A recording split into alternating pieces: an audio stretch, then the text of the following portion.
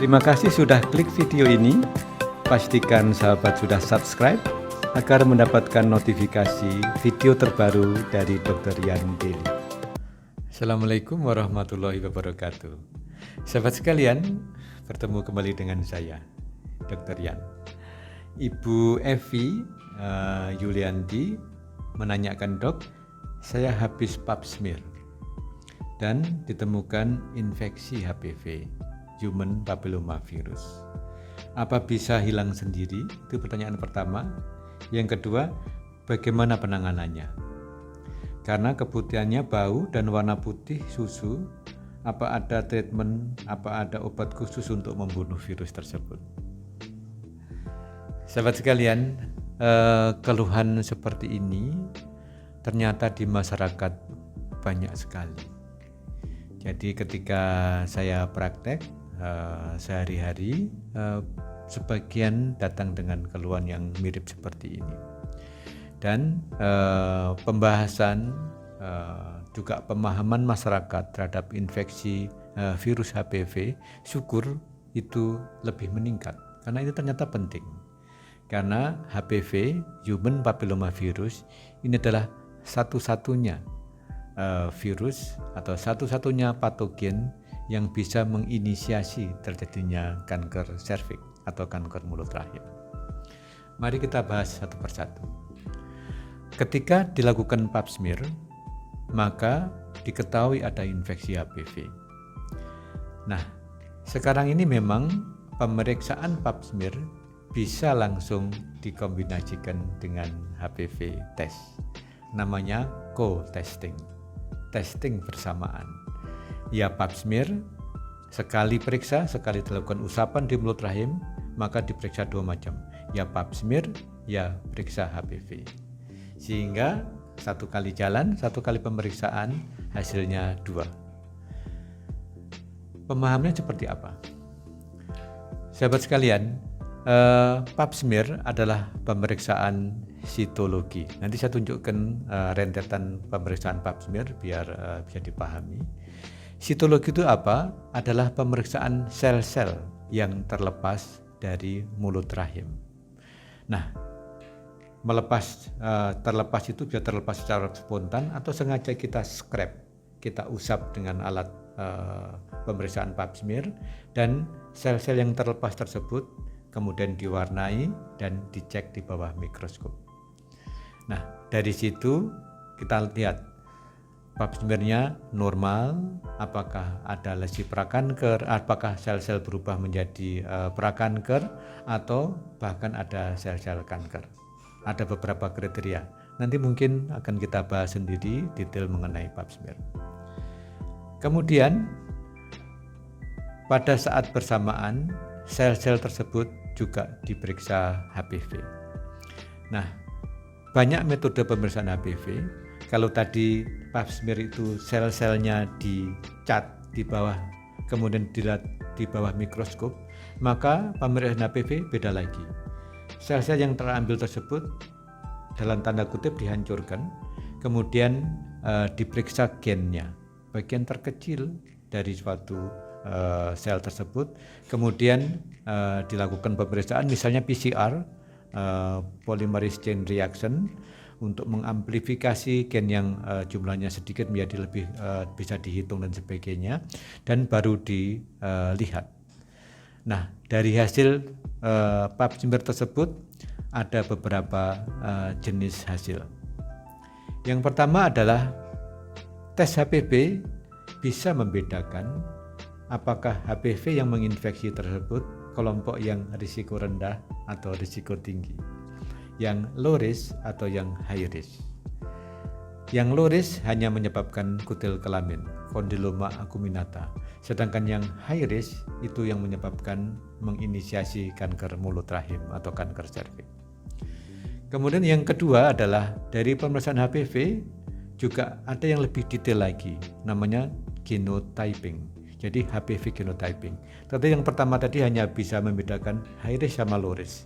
Sedangkan yang genotyping ini langsung menyebut yang menginfeksi itu virus nomor 16 sama nomor 18 atau virus nomor 45 dan sebagainya.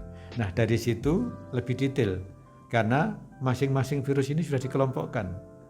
Virus 16, 18 misalnya, ini jelas-jelas virus yang onkogenik, yang high risk, virus yang bisa menginisiasi kanker.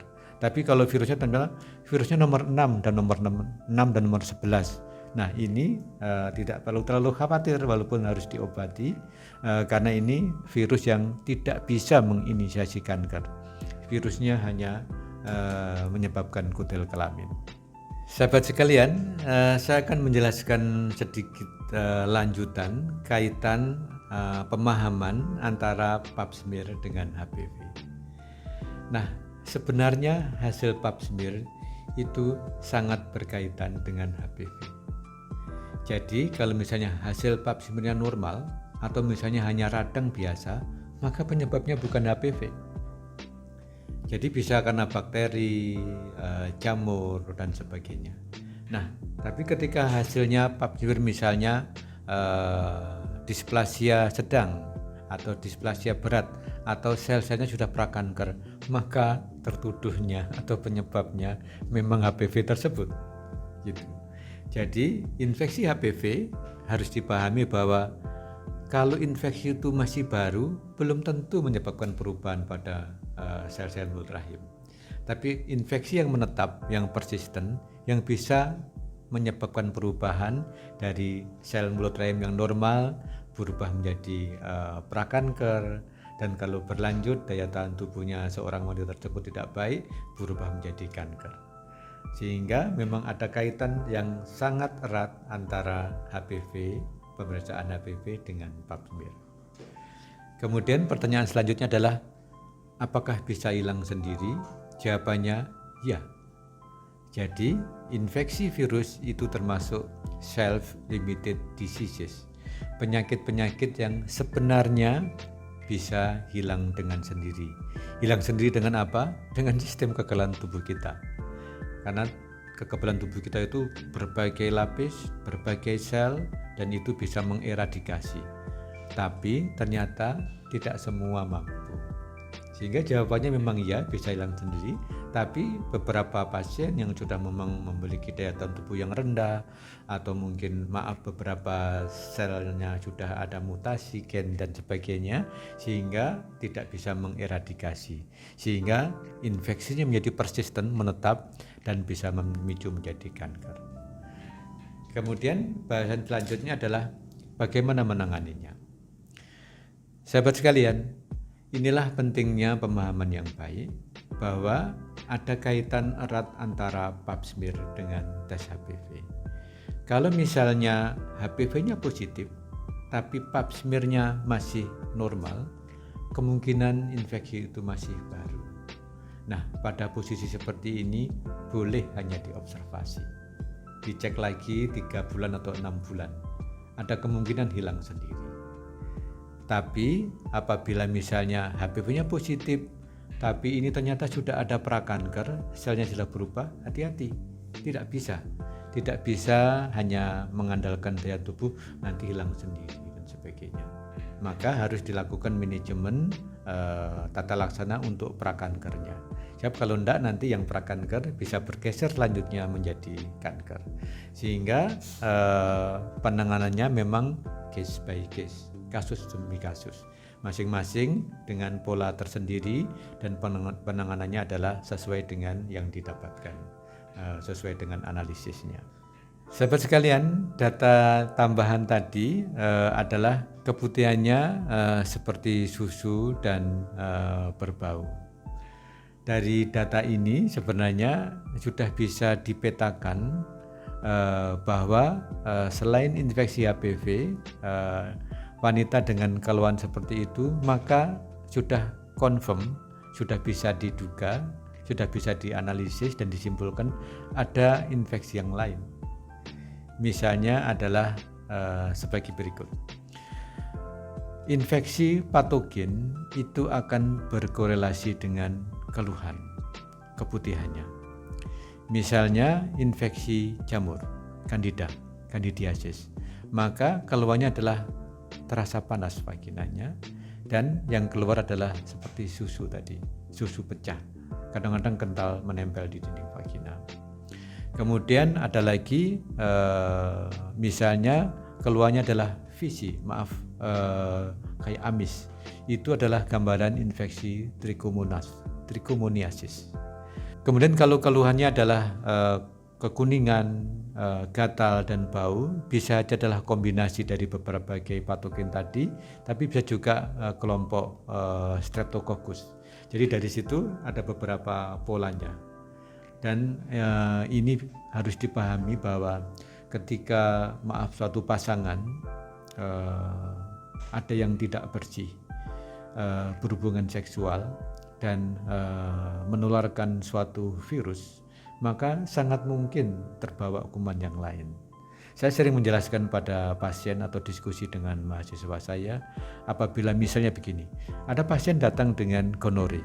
Gonore ini jelas keputihnya adalah warna kehijauan sampai kalau pipis perih dan seperti berhubungan perih dan sebagainya.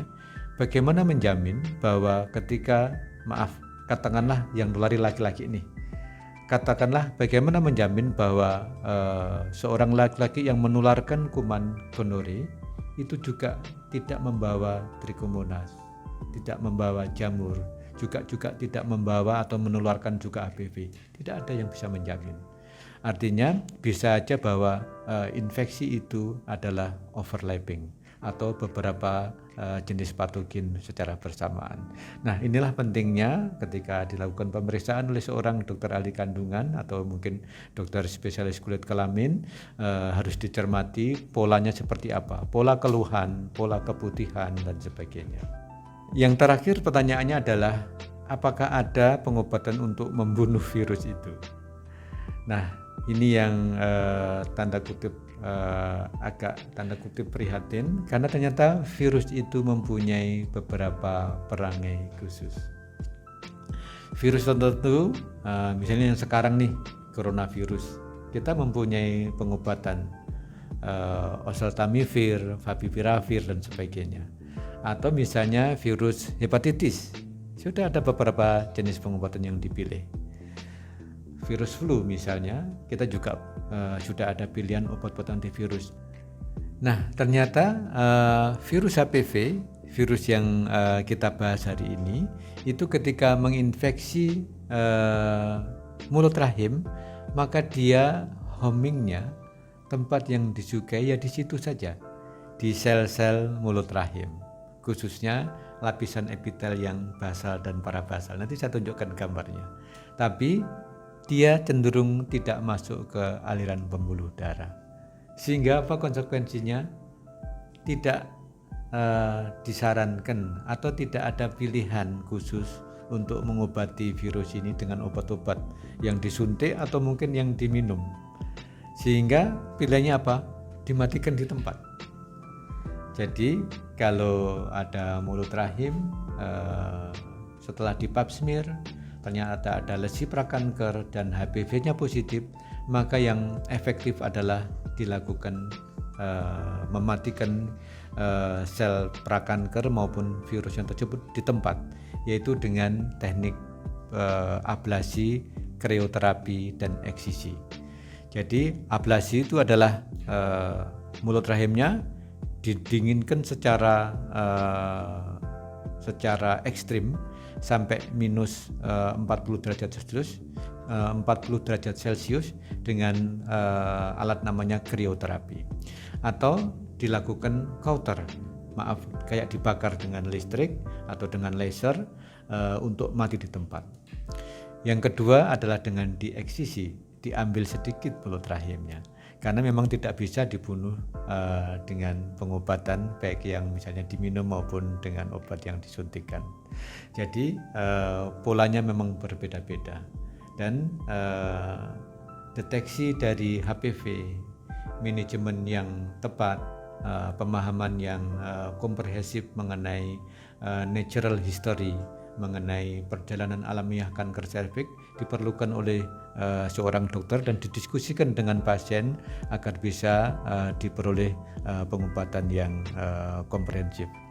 Jadi demikian sahabat, pembahasannya cukup panjang dan detail, semoga memberikan pemahaman yang lebih baik. Demikian, let's keep hope alive, we stand by you, see you tomorrow. Mari dukung channel ini dengan memberikan like, share, comment, and subscribe.